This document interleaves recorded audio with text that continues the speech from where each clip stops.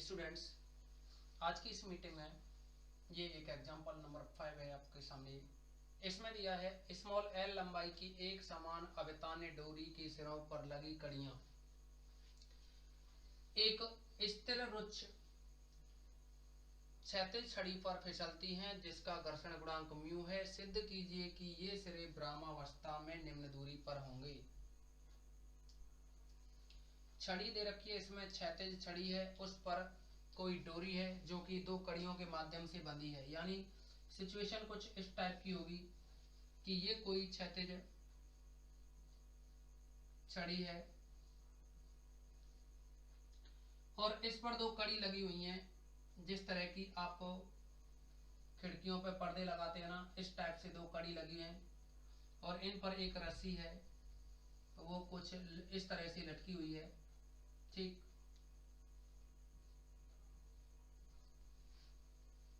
तो आप देखेंगे कि जब दो सिरों से छड़ी के दो सिरों पर अगर आप कड़ी के द्वारा किसी रस्सी को लटकाओगे तो एक कैटनरी का रूप धारण कर लेगी वो रस्सी। लेकिन इसमें कहा है स्मॉल एल लंबाई की एक समान अवतान्य डोरी, यानी डोरी की लंबाई एल है। अगर हम ये कहें कि इसका मध्य बिंदु क्या हो, यहां सी अगर मध्य बिंदु है, कोऑर्डिनेट इसके 0 सी मान लें, लेकिन बाद में डिस्कस कर लेंगे। तो देखो इधर की जो दूरी है उसकी लंबाई होगी L/2, L/2, तो इधर से ये लंबाई बनेगी और L/2 ही दूरी ये बनेगी। ठीक, लेकिन हम यहां इतना नहीं लिख रहे। L/2 दूरियां होंगी, ये L/2 ही दूसरी साइड में होगी। लेकिन इसमें कुछ और भी कहा है कि अवतान्य डोरी के सिरों पर लगी कड़ियां एक स्थिर रुच्छ क्षैतिज छड़ी पर फिसलती हैं। मतलब इस कड़ी को इधर कर सकते हो, इसको इधर कर सकते हो, यानी इसको क्या है आगे पीछे किया जा सकता है, जिस तरह से कि आप पर्दे को आगे पीछे कर सकते हो ना इस पे। यानी खिड़की पर लगे हुए पर्दे को कड़ियों की हेल्प से क्या है इसको आगे पीछे खिसकाया जाता है ना, सेम वैसे ही ये भी क्या है आगे पीछे खिसकाया जा सकता है। लेकिन आपने देखा होगा कि ये जो कड़ी है ना, अगर इन कड़ियों को दूर रखें तो इस डोरी की लंबाई की वजह से वो कड़ी क्या है पास आने की कोशिश करेंगी, लेकिन पास तो आएंगी, एक स्थिति ऐसी आएगी जब पास आने के बाद में रुक जाएंगी। तो इसने यही कहा है कि स्मॉल एल लंबाई की एक समान अवतान्य डोरी के एक सिरे पर लगी कड़ियां एक स्थिर रुच्छ क्षैतिज छड़ी पर फिसलती हैं। रुच्छ का मतलब होता है जिसमें घर्षण हो, जिसका घर्षण गुणांक म्यू है। घर्षण गुणांक क्या दे रखा है, म्यू। लेकिन आपको पता है कि म्यू के बारे में, म्यू = 10 लैम्डा होता है, जहां लैम्डा क्या है घर्षण कोण है, जिसके बारे में आपको पहले भी डिस्कस कर चुके हैं। अभी थोड़ा डायग्राम को समझाएंगे तब और भी बता देंगे। घर्षण गुणांक म्यू है। सिद्ध कीजिए कि ये सिरे विरामावस्था में निम्न दूरी पर होंगे। मतलब एक सिरे को आप A नाम दें, दूसरे सिरे को B नाम दें, तो इनके मध्य की जो दूरी होगी ना, A और B के मध्य की दूरी, जिसे हम विस्तृति कहते हैं, क्या नाम देते हैं इसको, विस्तृति।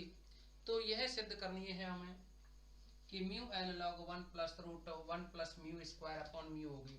ओके, A B के बीच की जो दूरी है वह है आपको इतनी प्रूफ करनी है।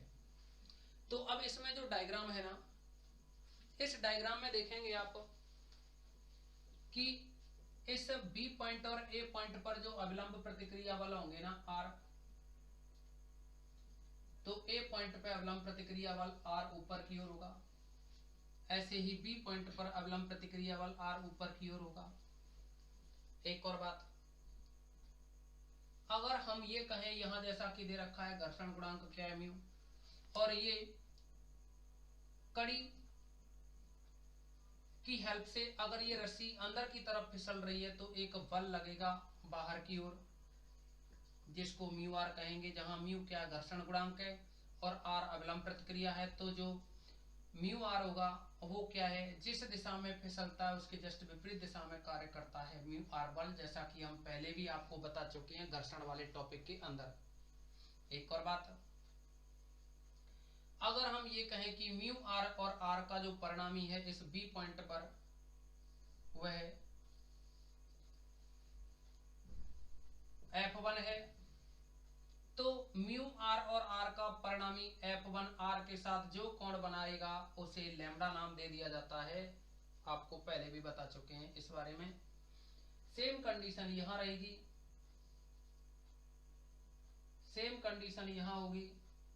तो आप देखेंगे इसमें भी थोड़ा डायग्राम को सही कर रहे हैं। तो ये जो पॉइंट है वो ए है, इस पे अवलंब प्रतिक्रिया आर, और यहां जो परिणामी बल होगा, अच्छा इस दिशा में जो बल लगेगा वो म्यू आर होगा, लेकिन जो परिणामी है जिसको हम F2 नाम दे दें, यह है आर के साथ में। देखो बल है ना, ये बल F1 F2 ना कह करके हम इस रस्सी में जो तनाव होगा उसके कारण जो T बल लगेगा, इधर भी उतना ही बल लगेगा T, रस्सी में जो तनाव होगा। तो ए और बी पर जो तनाव है वह अवलंब प्रतिक्रिया आर के साथ लैम्डा कोण बना रहा है दोनों ही साइड में। तो अब आप देखेंगे यहाँ कि ये जो स्पर्शरेखा T है इसको आगे की तरफ बढ़ाया जाए, और यहाँ ये इसका जो मध्य बिंदु है उसको हम C नाम दें और नीचे बढ़ाएं, यानी कैटनरी की शेप बनाएं। तो आप देखिए ये क्षैतिज है x अक्ष, मूल बिंदु है यहाँ O। अगर ये एंगल साई होता है, जैसा कि आप जानते हैं ये एंगल कितना साई होता है, लेकिन यहाँ देखो r और म्यू आर क्या है 90 डिग्री पे है, तो ये लैम्डा है, तो ये एंगल बनेगा 90 माइनस लैम्डा। अच्छा देखिए, एक तो म्यू आर वाली लाइन और एक ये x अक्ष, दोनों क्या है समांतर है, समांतर है, तो ये t वाली लाइन है इनको काटती है, तो ये 90 माइनस लैम्डा और साई बराबर होंगे क्योंकि संगत कोण है। Psi is equal to 90 minus lambda होगा। ओके, अब psi is equal to 90 minus lambda होगा, तो यहाँ इसके बारे में हम जो भी आपको समझाया उसको यहाँ लिख देते हैं। हमें क्या है, विस्तृति पूछी है, ए से बी के मध्य की लंबाई पूछी है। अगर ये दूरी x है और इधर भी x होगी तो 2x हो जाएगी ना, विस्तृति 2x के बारे में डिस्कस करना है। 2x, तो x के लिए तो आप जानते हो x इज इक्वल टू, हमने आपको बताया c log sec Sai plus tan Sai बनता है, यह हम आपको पहले भी बता चुके हैं। इसका जो सॉल्यूशन रहेगा उसके लिए अगर हम ये कहें, माना स्मॉल l लंबाई की डोरी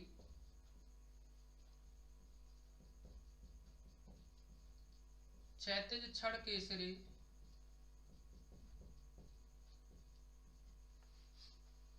A व B से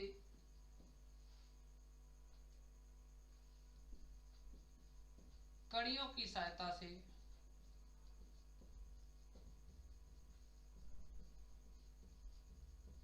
संबद्ध है, संबद्ध यानी जुड़ी हुई है,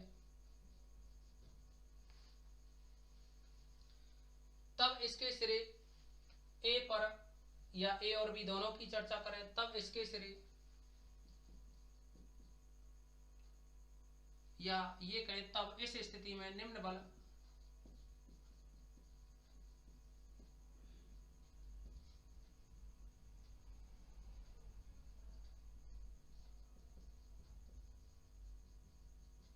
कार्यरत होंगे।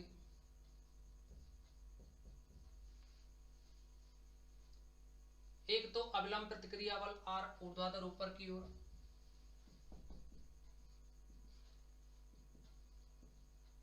अविलंब प्रतिक्रिया बल R सिरे A व B पर ऊर्ध्वाधर ऊपर की ओर,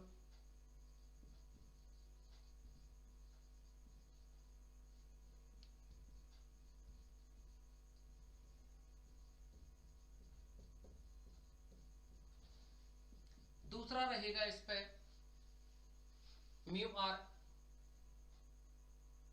विपरीत दिशा में रहेगा। अगर डोरी ए बी, यानी जो सिरे ए बी हैं, यहां जो सिरे ए बी दे रखे हैं, अगर कड़ी अंदर की ओर एक दूसरे को फिसलते हुए जाती हैं तो जो म्यू आर है वो है बाहर की ओर काम करेगा, जिसको हम सीमांत घर्षण बल के नाम से जानते हैं। तो यानी दूसरा जो बल है ना वो क्या है, सीमांत घर्षण बल आर बाहर की ओर।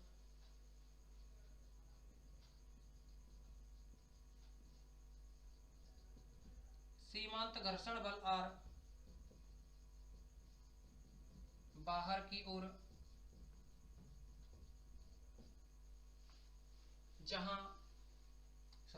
सीमांत घर्षण बल म्यू आर बाहर की ओर, जहां mu is equal to 10 lambda होता है। तीसरा है ए व बी पर स्पर्श रेखा की दिशा में डोरी में तनाव T। ए व बी पर स्पर्श रेखा की दिशा में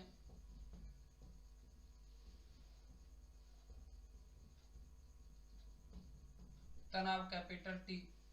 स्पर्श रेखा की दिशा में डोरी में तनाव कैपिटल T। ये 3 बल रहेंगे। तो आप देखेंगे कि जो साई की वैल्यू है वो 90 माइनस थीटा है, 90 माइनस लैम्डा, जो कि cos psi is equal to 90 minus lambda, तब S is equal to c tan psi होता है। यहां से हम S इज इक्वल टू, यानी ए सिरे पर बात कर रहे हैं तो ए सिरे पर सी से लेकर के ए तक की जो दूरी होगी ना वो L/2 है ना, सी से लेकर के ए तक की जो दूरी है वो L/2 है, आप लिख सकते हो यहाँ।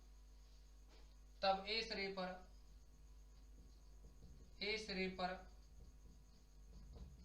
S is equal to L/2 तथा S is equal to c tan psi होता है। इसमें आप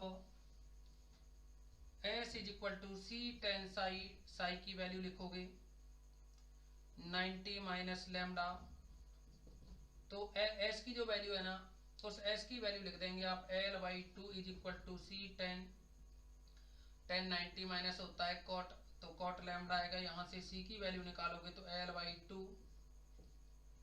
अपॉन कॉट लैम्डा, कॉट ऊपर जाएगा तो इसको आप लिख सकते हो L/2 10 lambda equal to L/2 10 lambda.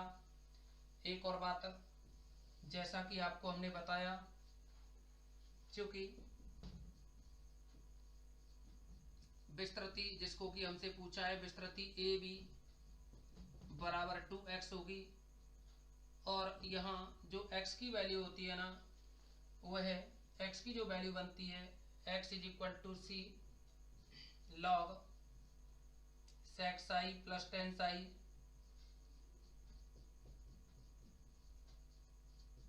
ये होता है। अब आप क्या करोगे, इसमें वैल्यू रखोगे,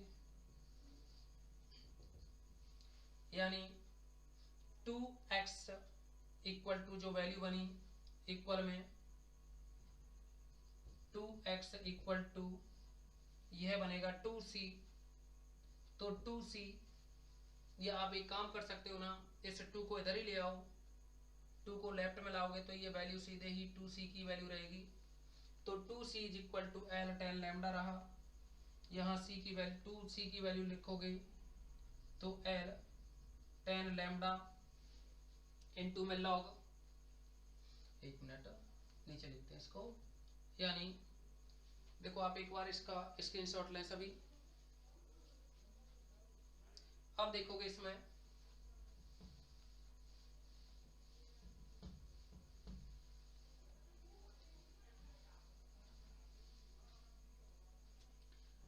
यहाँ 2x is equal to implies 2x is equal to, यहाँ 2c की जो वैल्यू है वो है L 10 लैम्डा,